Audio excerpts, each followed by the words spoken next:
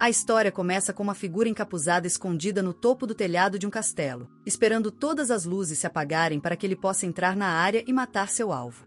Mas antes que ele pudesse pular, ele sentiu alguém atrás de si e olhou para trás para encontrar um garoto de cabelos negros em cima de uma das torres, observando de longe.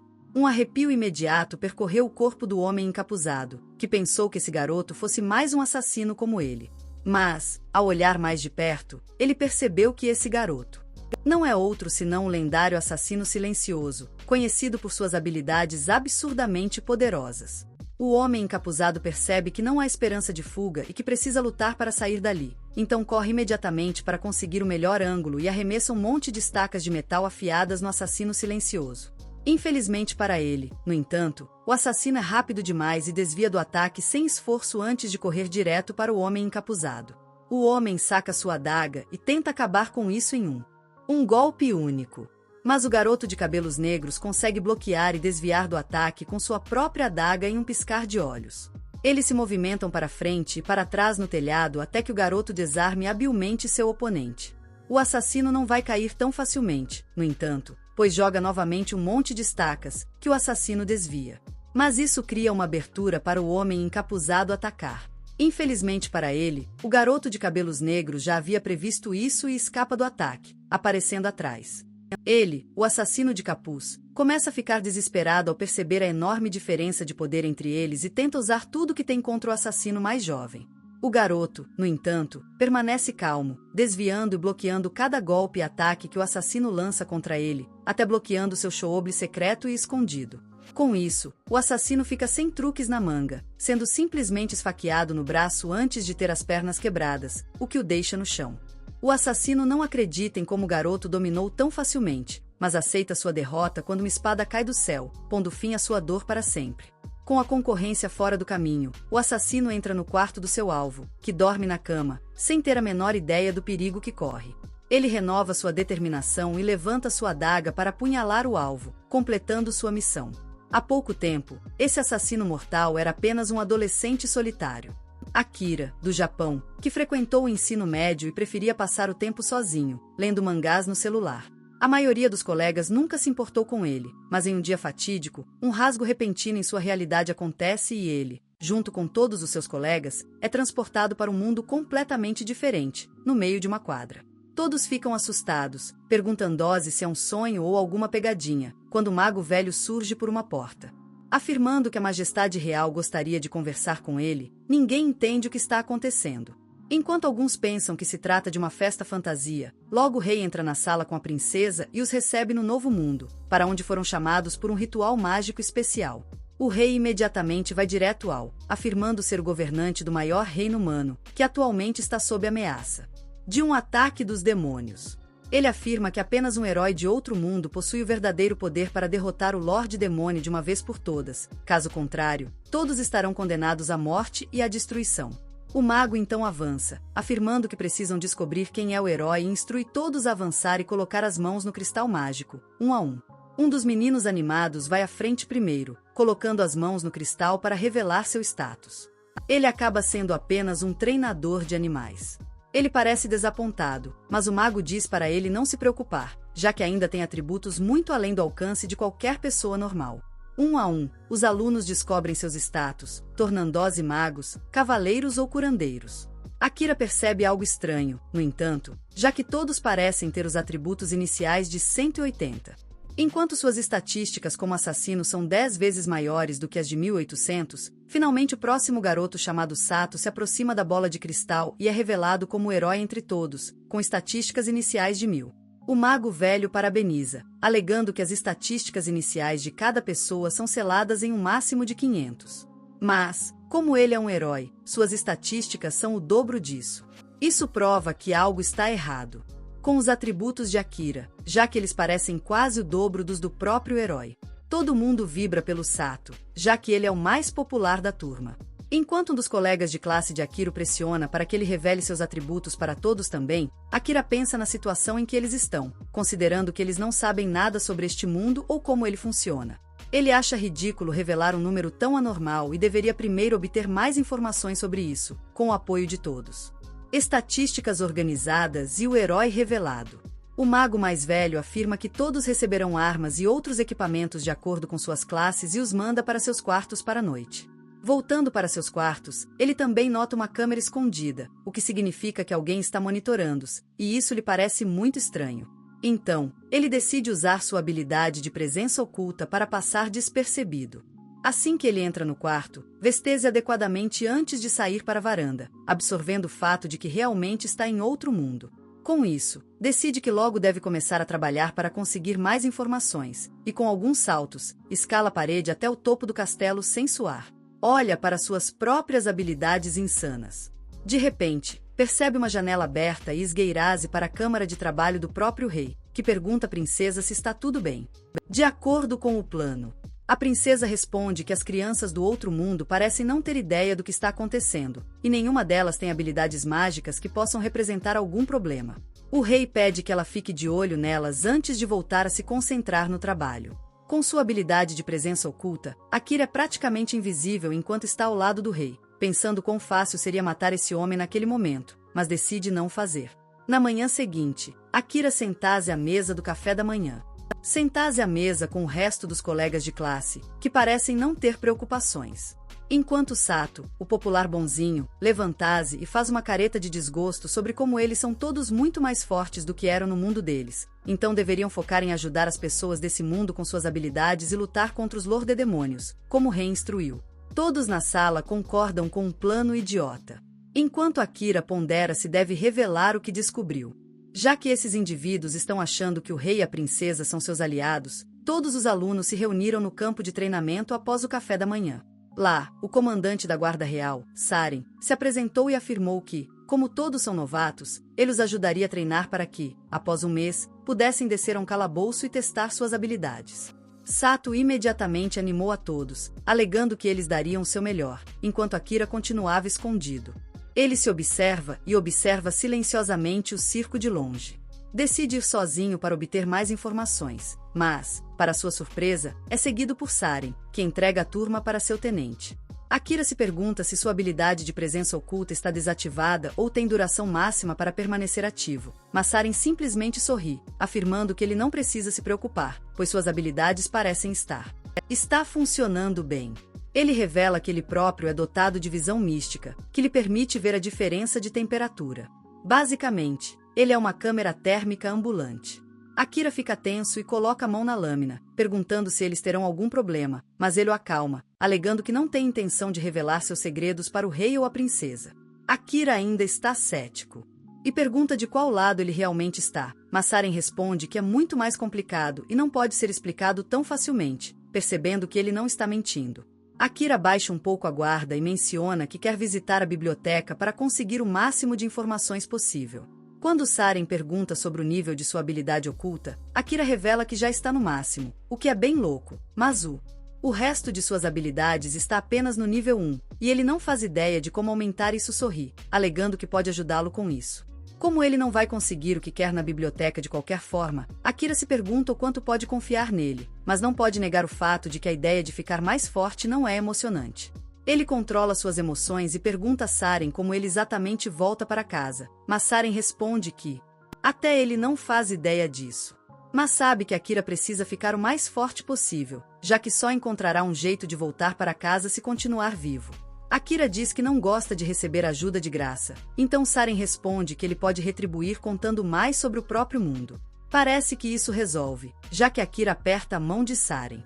A primeira pessoa nesse mundo que ele decide confiar. Logo ele começa a aprender sobre outras raças nesse mundo, como o povo das feras e os elbs, que têm seus próprios continentes separados. Ele também continua a treinar suas habilidades físicas e mentais, afirmando que treinar é a única maneira de evoluir suas habilidades e melhorar, enquanto sua classe também treina separadamente sob a tutela de Gils. Uma noite, ele vai se encontrar com Saren, pois encontra um livro que tem certeza ter sido escrito pelo Lorde Comandante. Saren pega o livro e sorri, alegando que, na verdade, é um plano para derrubar o rei, escrito por ele e disfarçado de livro de receitas. Saren revela que o rei é um homem perdido demais para ser salvo e que vai fazer algo realmente maluco para mudar a forma como o mundo funciona, e que Saren não pode permitir que isso aconteça. Ao mesmo tempo, ele é o comandante dos Cavaleiros Reais, que tem o dever sagrado de proteger o rei. Akira entende. O problema é dele, e ele revela que teve a oportunidade de matar o rei na própria noite em que foram convocados aqui. Mas ele não conseguiu se forçar a usar sua adaga. Saren responde calorosamente que ele tomou a decisão certa, pois só porque ele é um assassino, não significa que ele tenha que cometer assassinatos. Finalmente, um mês se passa e os heróis estão todos prontos para entrar nas masmorras, sendo recebidos por quase todos. A cidade aplaudia e vibrava para eles. Mas, à distância, Akira percebe uma garota de capuz encarando com raiva, então ele usa suas habilidades para aparecer atrás dela, pegando-a de surpresa. Ele pergunta por que ela os está encarando com tanta raiva. E a garota de cabelo azul responde que todos na cidade os aclamam e seus amigos como heróis, mas ela sabe o sacrifício que foi feito para invocá-los ali. Akira admite que não faz a menor ideia sobre sacrifício, mas, como um NPC qualquer, diz para ele descobrir sozinho e se afasta. Logo, eles entram na masmorra, onde monstros aparecem a cada canto e cada pedra parece ser uma armadilha, revelando ainda mais monstros. Os alunos estão todos exaustos e fracos, enquanto Akira afasta o máximo de atacantes possível. Antes de perguntar a Saren se eles... Saren responde que já fizeram o suficiente por hoje e usa sua habilidade divina para abrir caminho à frente deles. Gil instrui a todos para correrem em direção à saída, mas todos se veem ainda no subsolo e são bloqueados por um bando de monstros. De repente, o cringelor de Sato se lembra da bomba de fumaça que a princesa lhes deu, alegando que isso afastaria os monstros, então ele a joga. Ele lança uma bomba em direção a eles. Mas, para seu horror, algo mais emerge da fumaça. Gil chega ao local, chocado ao ver o Minotauro no andar de cima, já que eles deveriam estar bem mais fundo nas masmorras. Akira imediatamente entra em ação, desviando do golpe e pulando em cima do Minotauro, apunhalando na cabeça, mas, para sua surpresa, sua adaga se parte em pedaços, forçando-o a recuar. Sato permanece no chão, fraco demais para levantar sua espada, mas Akira diz para ele ficar atrás, já que deveria ser o herói que derrotasse o Senhor Demônio. O comandante Saren chega à cena, percebendo quão ruim a situação realmente é quando Akira sugere que ele use sua habilidade especial e deixe o resto com ele. Saren diz que isso pode ser perigoso, mas, ao ver a determinação nos olhos de Akira, ele decide prosseguir e lançar o feitiço. Imediatamente, um enorme raio atinge o Minotauro enquanto Akira se posiciona atrás da criatura, pronto para atacar. Akira ativa sua magia de sombra e envia estilhaços afiados feitos de pura escuridão em direção ao Minotauro, que ainda está lutando contra o raio de Saren. No entanto, o Minotauro consegue se libertar logo em seguida e mira em Akira, sem saber que ele já lançara seu feitiço. Conforme o Minotauro balança seu machado pesado em direção a Akira, sua mão é perfurada pelos espinhos escuros.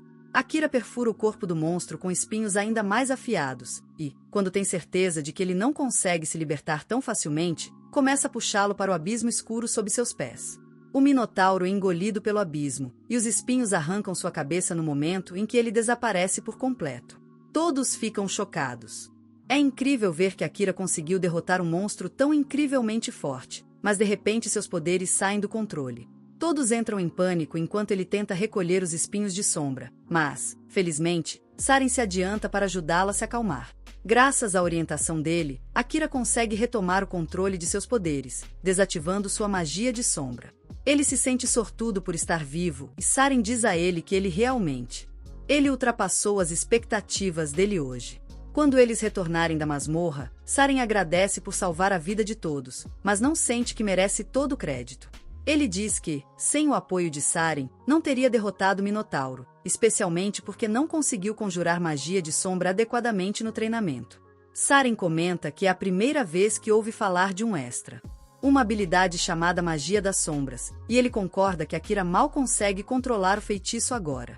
Ele o avisa para tomar cuidado ao usá-lo da próxima vez e então decide lhe dar uma katana que o primeiro herói forjou ele mesmo. Akira pega a katana e pergunta a Saren por que ele não a dá ao herói atual em vez dele, e o comandante responde que Sato já tem a espada sagrada. No entanto, a razão maior é que Saren roubou a espada do Tesouro Real, e entregar para esse herói idiota fará com que ele seja preso rapidinho. Akira aceita a espada com prazer e então descobre que há algumas inscrições perto do punho. A primeira diz Yado no Kami, e na próxima inscrição, o primeiro herói deseja que sua espada guie seu sucessor em tempos de dificuldade. Akira diz que gostaria de ter conhecido o primeiro herói, falando sobre o herói. Akira se lembra A maldição que foi lançada sobre Sato e que eles não conseguiam quebrar, não importa quantas vezes os encantados tentassem. Ele sente que algo estranho está acontecendo, e Saren tem uma teoria sobre isso. A pessoa por trás da maldição é, na verdade, a princesa, que está tentando transformar Sato em sua marionete usando um ritual de magia negra. No entanto, Akira chega no momento certo e destrói o cristal mágico que ela estava usando para realizar o ritual.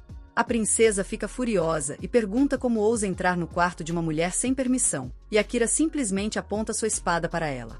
Sussurrando dizer que uma bruxa que amaldiçoa outras pessoas não é mulher, ele pergunta o porquê de ela estar fazendo isso, e a princesa responde que é tudo por causa do rei.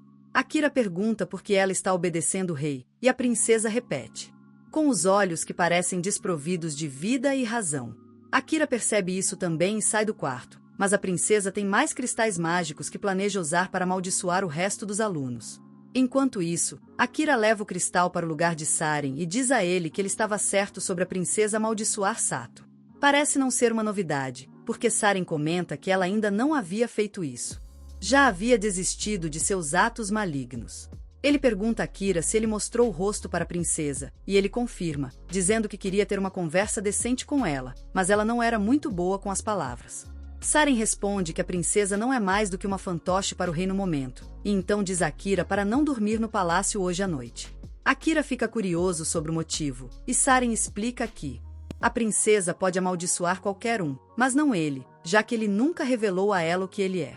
Isso significa que ela tentará fazer com que ele seja morto, e Saren quer que ele se mantenha longe do palácio.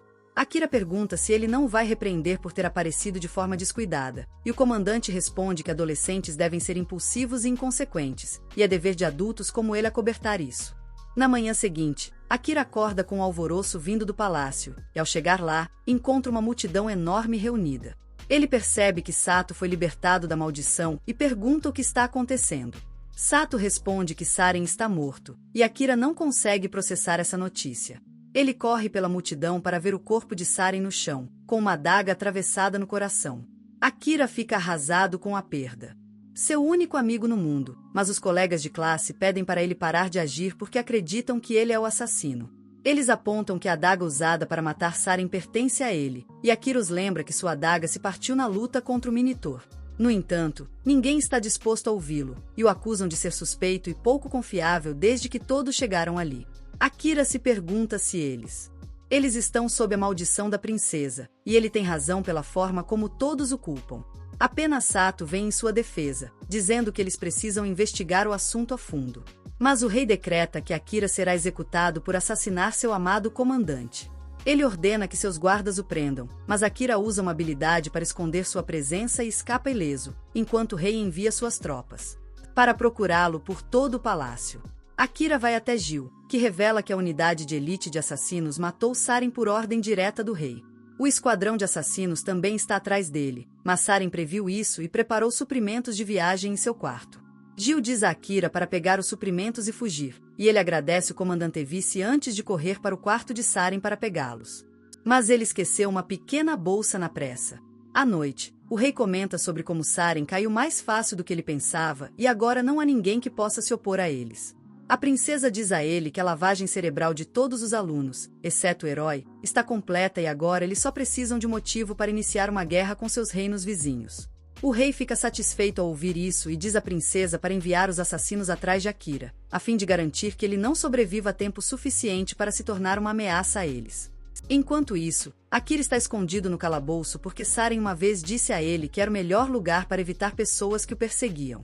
Só que ele está sem água potável. O calabouço também é o melhor lugar para subir de nível e aprimorar suas habilidades, mas a maioria das pessoas não faz isso porque é perigoso demais.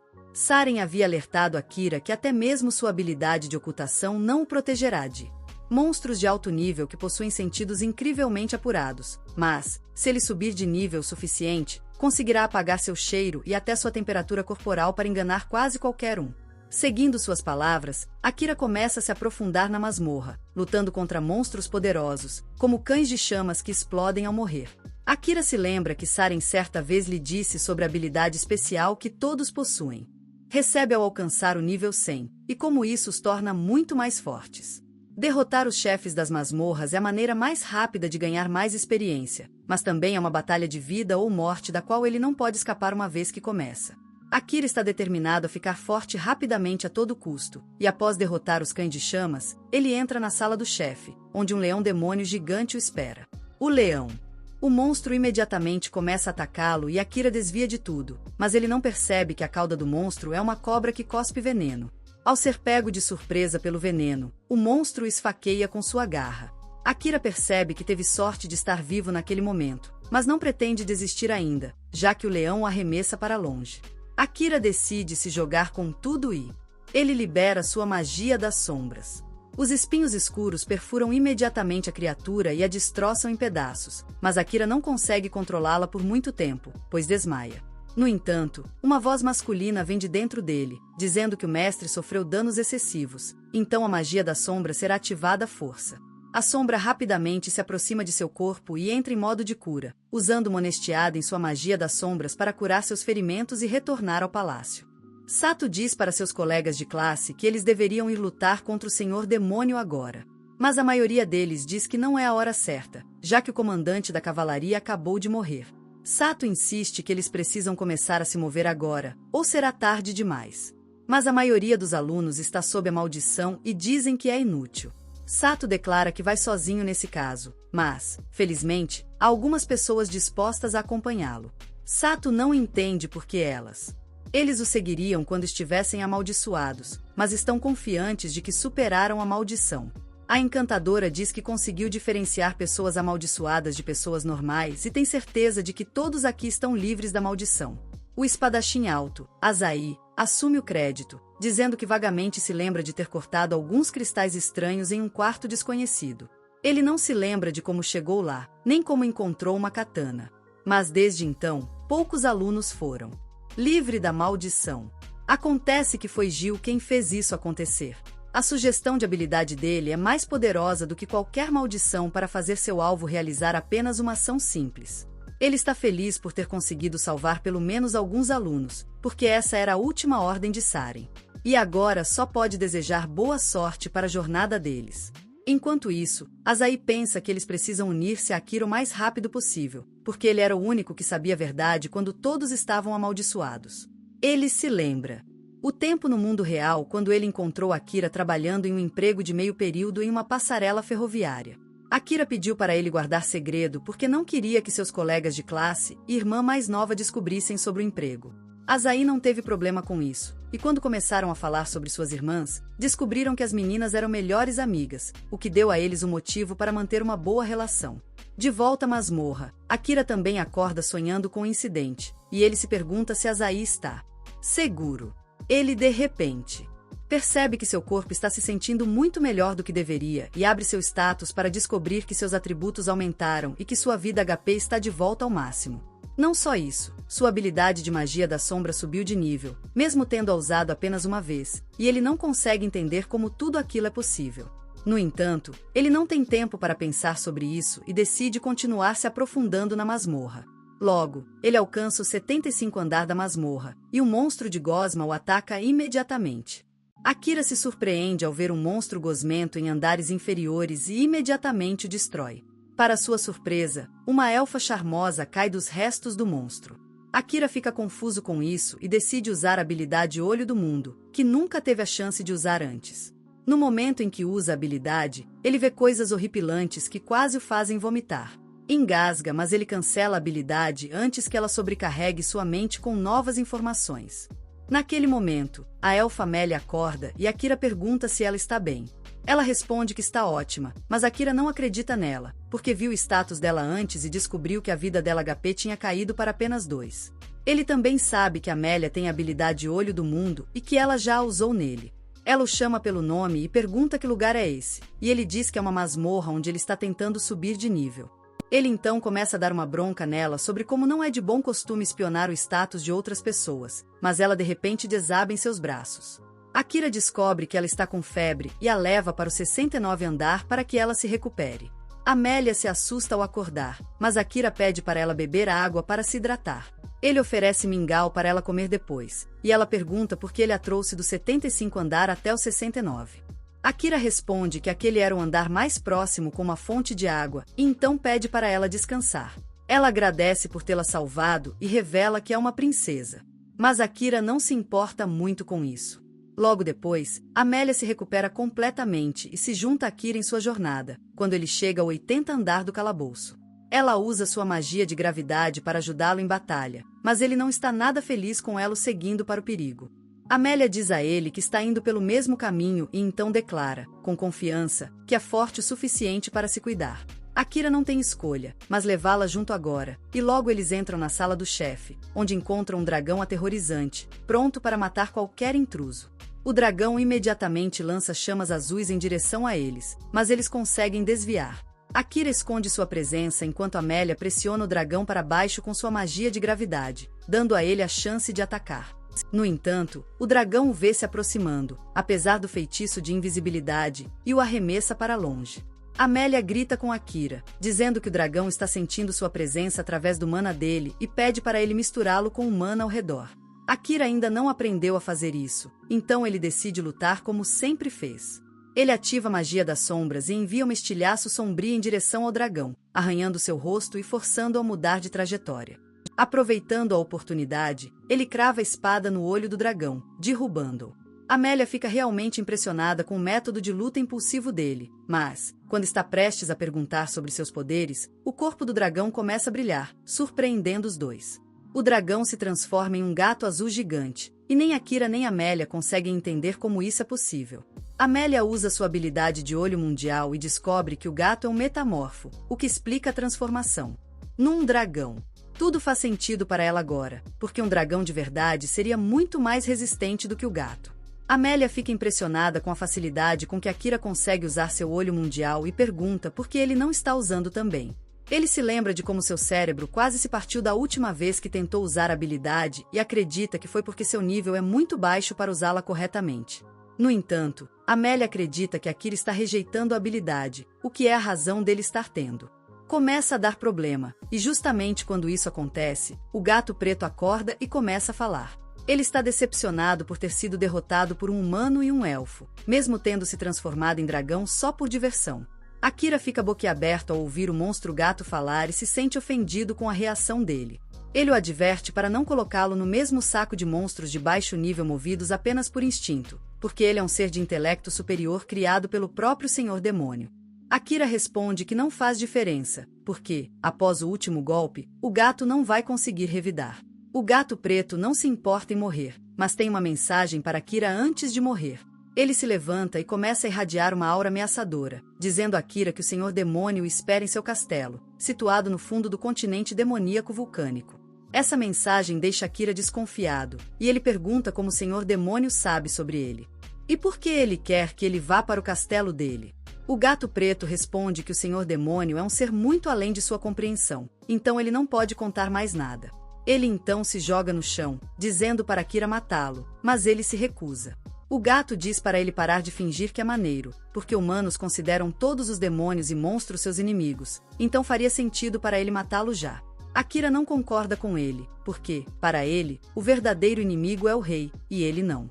Ele responde que é do time gato, e, diferente de outros monstros, o gato preto consegue conversar com ele.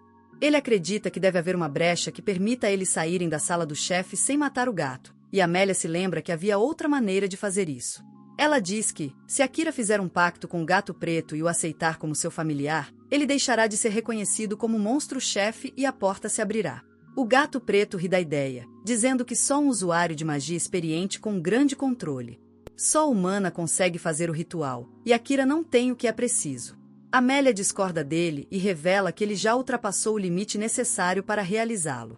Ele lembra a gata preta que Akira desconectou seu mana do corpo para confundi-lo mais cedo, o que só o primeiro herói já fez antes. Amélia tem confiança de que Akira pode realizar o ritual, mas não tem certeza se ele será capaz. Ele pergunta a ela o que aconteceria se ele falhasse, e a gata preta responde que um deles morreria, e, no pior dos casos, ambos poderiam perder a vida. Akira está disposto a correr esse risco, e a gata preta não entende por que ele faria isso. Ele diz para ele seguir em frente, porque ele não se importa em morrer, e Akira fica furioso com a forma como ele age tão indiferente a viver ou morrer. A gata preta responde que viver mais não lhe traria alegria alguma, e Akira decide colocar algum juízo na cabeça dele mais tarde. Ele pergunta a Amélia como realizar o ritual, e ela revela que o primeiro passo é dar um novo nome para o gato. Akira o chama de Night por causa de sua pelagem linda, que o lembra do céu noturno. O gato não reage ao nome, e então Akira passa para o próximo passo, que é derramar mana em sua pata. Amélia o avisa que não há volta depois que ele começar a derramar mana, e se ele falhar em controlar o gato, pode perder a vida. Akira está confiante de que vai conseguir e começa a injetar sua mana na pata do gato. Ele sente uma onda poderosa o afogando e percebe que é isso que está dentro do gato. Mas, de repente, ele se vê caindo em direção a uma cidade em chamas. Akira fica horrorizado com a visão grotesca e então percebe que a noite está devastando a cidade, matando qualquer um que tente escapar. Ele tenta parar Night, mas este o ataca com sua mana negra, causando dano sério. Akira se levanta, e Night diz para ele parar de hesitar e matá-lo, pois é a única maneira dele sair daquele lugar vivo. Akira ainda não consegue se forçar a atacar o gato, então Night começa a atacar novamente, acertando com suas garras poderosas. O dano que Akira sofre no mundo dos sonhos começa a afetar seu corpo no mundo real também. E ele finalmente decide revidar. Ele arremessa sua adaga em Night, que a desvia com facilidade, e então começa a canalizar seu poder sombrio para acabar rapidamente com a batalha. Akira corre em direção a ele, mas, em vez de atacar, deixa Night cravá-lo com suas garras. O gato preto fica atônito com a ação dele e pergunta o que ele está tentando fazer. Akira responde que não quer matá-lo e que sabe que Night também não quer matar ninguém. Night responde que é um monstro, e mesmo que seja inteligente, seu instinto continua mandando que ele mate qualquer um que esteja em seu caminho. Akira sabe que Night está cansado de matar, então diz que ele não precisa mais lutar contra seu instinto sozinho. Ele segura suas garras, prometendo cuidar dele e garantir que ele não precise mais fazer algo assim. Lentamente, o mundo dos sonhos começa a desaparecer, e enquanto Night começa a confiar nele, ele se transforma em um gato de tamanho normal. Encontra conforto nos braços de Akira, enquanto o sol nasce no mundo dos sonhos, transformando-os em um reflexo da paz que a noite experimenta em seus braços. Com isso, Akira retorna do mundo dos sonhos, e assim que percebe que o ritual preparado funcionou, toca na noite para confirmar. Uma marca dourada aparece na parte de trás de sua mão, e então a marca vermelha na testa de Akira também se torna dourada. Amélia explica que este é o sinal de que o pacto foi bem sucedido e que agora a alma de Akira está ligada do gato. Night também acorda e comenta que agora está curioso para ver até onde Akira vai. Ele o aceita como seu mestre e jura sua vida a seu serviço. Amélia se apresenta a ele em seguida, e Night responde que, como companheiro do mestre, também tem seu respeito. Naquele momento, um círculo mágico aparece no chão, significando que o chefe foi derrotado, mas Akira parece estar perdido em pensamentos. Ele diz que já gostaria de ir para o próximo andar, mas Night está ferido. Night responde que a porta permanecerá aberta até que eles a usem, então não há necessidade de pressa. Ele decide tirar um tempo para se recuperar, e Amélia sugere que eles usem esse tempo para se conhecerem melhor. Night concorda imediatamente com ela, e Akira fica surpreso com a rapidez com que ele mudou de personalidade. Por outro lado, Sato e seu grupo chegam a um país fundado por um herói que foi invocado da Terra, assim como eles. Todos se impressionam ao ver que o país parece exatamente o Japão histórico. Tudo ali parece familiar, e eles começam a relaxar antes de discutir o plano para o futuro. Sato diz que a primeira coisa que precisam resolver é a questão dos fundos, porque estão um mês distante da falência e da falta de moradia. Um cara recomenda que eles se tornem aventureiros, porque é o melhor emprego para eles, e Sato concorda. Ele então passa para o próximo assunto, que é a coleta de informações.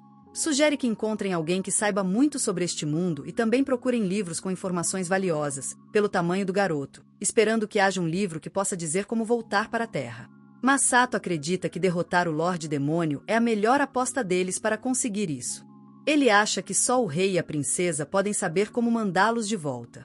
E mesmo que sejam retorcidos e malvados, precisam conquistá-los derrotando o Senhor Demônio. Ele declara que, assim que tiverem fundos e informações suficientes, seguirão direto para o continente demoníaco, mas Azai discorda. Ele acredita que deveriam se reunir com Akira antes de irem para o continente demoníaco. Sua intuição diz que Akira está ficando mais forte muito mais rápido do que os outros. Eles definitivamente precisam dele no time. Alguns concordam com Azai, enquanto outros ainda pensam que ele é o assassino do comandante Saren. Uma pequena discussão começa sobre o assunto, mas as meninas se adiantam para mediar. Elas perguntam a Sato a opinião dele sobre o caso, porque, como líder, ele tem a palavra final. Sato concorda com Azai e acredita que Akira já é mais forte que eles, mas duvida que consigam trabalhar com ele. Ele diz que Akira não gosta de se envolver com outras pessoas. E ele ainda não se lembra dele, mesmo tendo sido colega de classe desde a educação infantil. Todos ficam chocados ao ouvir isso, e até o Azai concorda que Akira não é exatamente um jogador de equipe. Sato diz que, segundo as lendas, apenas a espada sagrada empunhada pelo herói pode derrotar o Senhor do Demônio. Então ele precisa ficar forte o suficiente para realizar sua missão. Ele acredita que, mesmo que eles encontrem Akira, ele não vai concordar em trabalhar com ele se eles forem muito fraco, e é por isso. Ele decide esperar por ele neste país, enquanto todos eles trabalham duro para aumentar sua força. Por outro lado, Amélia conta para Akira e Night sobre seu passado. Ela foi expulsa de seu país por sua própria irmã, e seus homens estavam irredutíveis em matá-la. Eles a encurralaram perto de um penhasco, e ela usou sua magia de gravidade para cair no rio abaixo, que a arrastou para a segurança. No entanto, ela estava ferida e cansada, e um limo preto aproveitou-se de sua fraqueza para engoli-la por inteiro. Daqui a pouco, ela se viu na masmorra, e Akira havia acabado de resgatar. Akira sente pena dela ao ouvir a história, mas o cavaleiro encontra algumas brechas. Ele observa que limos não comem pessoas, e mesmo que um tivesse comido Amélia, ela já teria sido digerida na hora do resgate. Ela também não entende, mas é grata ao limo que a levou até Akira. Akira diz a ela que ela deveria voltar e tentar resolver as coisas com a irmã. Mas Amélia já desistiu. Ela sente que não consegue encarar a irmã, mas Akira diz que as coisas vão dar certo de alguma forma, porque elas são família. Ele diz que também tem uma irmã e, mesmo que ela seja levada ao caos o tempo todo, ele ainda se importa muito com ela. Amélia e Night perguntam se ele quer voltar para o mundo dele para conhecer a família dele, e Akira confirma.